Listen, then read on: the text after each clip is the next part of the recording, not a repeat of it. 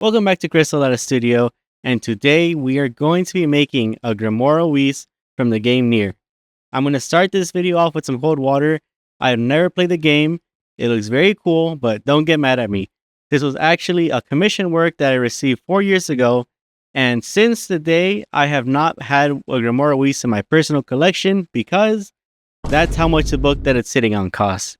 And I am not paying that much for a book. I'm sorry, I am not a Grimoire Weiss super fan, but I do like my sculpt work, and I would like to have a physical copy for myself because, you know, it's a very special work for me. It was my first commission job ever, and that's what we're going to be doing today. So your first question might be, why did I print it out in this weird amber PP looking color? And that is because this is a very special resin that we're using today. The special resin that we are using today is actually a combination resin. It is a combination. I had to do a little bit of Walter White chemistry for this, where I actually combined two resins. I combined Siraya Tech Tenacious and Tough Blue. Both of these resins on their own are very impressive, but together they make some sort of unholy, hollow purple ultimate resin that's especially good if you're trying to make something that has a little bit of functionality to it. Now, although this Grimoire Weiss doesn't have moving parts, I kind of want to use the book I'm going to put it on as a little bit of a journal, or maybe just flex to the D&D table and just pull out the most epic notebook ever. But point being is that this Grimoire, I do want to use it. I do want to have it around my studio as an actual functional notebook. So that's what we're doing today. And as I mentioned previously, this resin is super strong, and this de-supporting process was an absolute nightmare. I was fighting with this thing for at least an hour and a half. I had to hit it with the car, hit it with the crowbar, hit it with the 1,000-degree knife. This thing would not come off the support. Now, it is a little bit of my fault. I definitely over-supported this print, but at the same time, both of these resins by themselves cost a lot, and reprints, that was not going to happen. Absolutely not. So I added more than enough resin to make sure this thing would not fall off the build plate. And I also suffered and I battled with this. It was absolutely ridiculous. So don't be me. If you're going to do this, STL file is down in the description, by the way. If you're going to do this, do not over support your print because you're going to hate yourself. However, I stayed persistent with it and eventually I got it out. And let me tell you, there's one more thing about Siraya Tech. You know, this resin is absolutely amazing, but it is very stinky. Think about the stinkiest chemical you've ever smelled.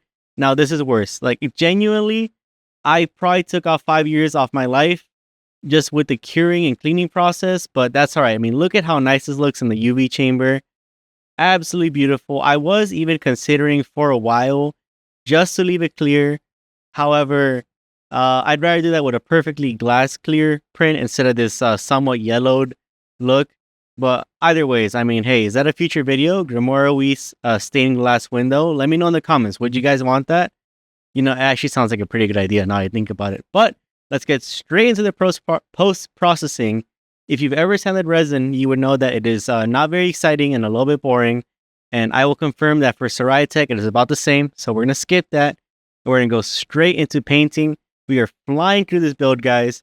So first, I'm going to start it off. Well, it already has multiple layers of priming. And I'm going to say right now, if you're going to do this build and you're going to do a chrome, you want to make sure that at this point, when you last go from primer to gloss black, this print needs to be perfect, all right? If there is an imperfection, you got to get rid of it before you get to your gloss black. A lot of people think that you can hide imperfections with more paint. That is a lie. Paint only builds up and calls out those imperfections. So once you got it at your perfect sanding level, your perfect finish, you want to hit it with some gloss black. Me personally, I'm using this Outclad gloss black. It's my favorite gloss black for chrome. It goes on super shiny. It does not drip, does not run. You also want to make sure you do your gloss black in first a tack coat and then a wet coat. If you start off with the wet coat, it will run. But now that we have the front plate of the Grimoire Weiss finished, we can move on to figuring out how we're going to deal with the book. And for the book, I was not going to spend $500. I instead was going to spend $5 on this very cheap Amazon Basics, just a simple journal. But what we're going to do to make it go the extra mile and above, because that's what we do here at Crystal Lattice, we go the extra mile and above. We're going to wrap it in leather. And because I did not have a good enough leather color that was the right amount of thinness and the right sheen and finish, we're going to be dyeing our leather. So this is a first for me. You know, I am definitely not a pro leather worker, but I think that 2 YouTube videos and you got this, bro, is good enough. So that's what I'm doing here. So the strat here is you get this canvas, you roll it up into a little bit of a wad or something, and then you dip it in your ink and you just go to town on it. So seems simple enough, right? But because we are professionals here, we're going to start off with a few test pieces. That is my pro maker tip for the video. If you're going to be trying out something new for the first time, please do not do it on your main piece. Always set aside a little test piece, a scrap, because you never know. I mean, anything can happen. We're doing high stakes, high reward activities here. And as you can see, the color came out pretty nice. So, of course, I went straight into it. I absolutely went to town on this piece of leather. And what I will say is that I should have maybe done a bigger test piece because it came out a little bit streaky. And now that I look back at this on camera, it kind of looks like I was going for a plaid texture, and that is indeed not what I wanted to do. So that was mighty unfortunate, but we just kept layering on those coats. I think the most important thing to do if you're going to be doing this is to try and get as even 50-50s as you can, or if not, just go in circles how I'm doing, and you should be able to fill it out. Now we're going to move on to the chrome. I'm going to be using this Duralumen Tuff Chrome, and here is how that gloss black came out. It is super, super nice, super shiny, and the reason why I'm using this specific chrome is because it has some very high strength characteristics. So typically with airbrush chrome paint, it is super fragile, and if you try and add a clear coat, it loses a lot of its luster. However, these paint makers, they wanted to make a chrome that you could instead polish. That way, you get to keep the nice high shine reflective chrome, and you also don't lose any strength. So that's what I did here. I did first a very light mist coat and then a slightly heavier wet coat, and they came out looking absolutely right and proper. And now that we have both the front plate finished and the leather dyed for the book, we can go about wrapping the book in the leather. For this, my thought process was pretty simple. I'm just going to mask off the pages so that they don't get any glue. And then I'm going to be using contact cement to attach the leather onto the book itself. And the reason why I use contact cement is because it's very thin. It goes on like a paint. And that way there wouldn't be any visible glue on the cover. I wanted this to be very flush, almost like it was leather bound to begin with. And I'm going to say this worked out absolutely beautifully for this. If you're going to go and wrap a book, wrap a sketchbook, wrap anything, I would 100% recommend using contact cement. Super clutch. It is a little bit smelly, but just make sure you have proper ventilation. And I mean, just look at that. I was super, super impressed with how this came out. The only thing I would have probably done better here is cut the corners beforehand. That way they wouldn't have a ugly overlap. But besides that, I think that out of the whole project, this may be the funnest or most exciting thing that I learned. How nice wrapped books come out. I mean, just look at that. And here's my second artist tip of the video.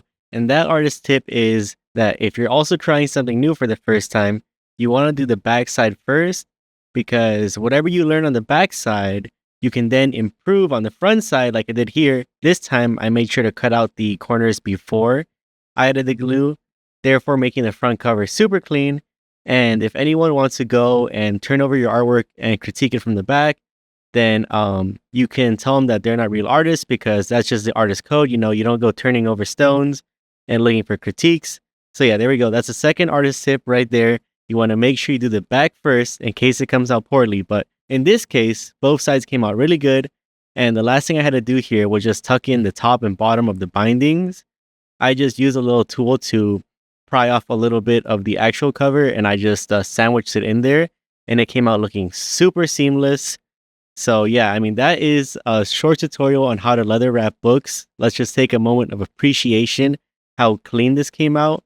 And the last thing we're going to do before we take out the front plate and attach it to the book is we're going to add a little bit of leather polish onto this, just so it gets all the luster it possibly can.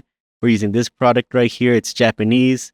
And at this point, I think it was a moment I really appreciated that I took the extra time to leather wrap the book instead of just buying a cheapo faux leather sketchbook or even just painting the covers with acrylic. There's just a very special feel that the book has. It's very hard to describe, it's very hard to convey through video, but just holding it, it feels so substantial. It genuinely feels like a very premium item. And now let's just take the cover off the painting stand. I just used a little bit of blue tack to stick it on there during the whole painting process. That's the third artist pro tip right there. And since the resin is clear, you can see how it's still a little bit see-through on the back, and that was a really cool effect. But now let's take a look at the finished Grimoire Weiss Mark II for me, super strength edition. Like I said, all of the things we combinated here, the real leather, the tough chrome paint, and the ABS-like resin really make this Grimoire Weiss feel very substantial. I definitely want to take this build to an event or a convention just so people can see and feel how nice it is in person. The camera really takes a little bit of that away. But how do you guys think I did on this build? I definitely want to hear from the NieR fans. Like I said, I haven't played the game, but I appreciate the design. And that's about all. As always, thank you for watching and subscribing. Bye.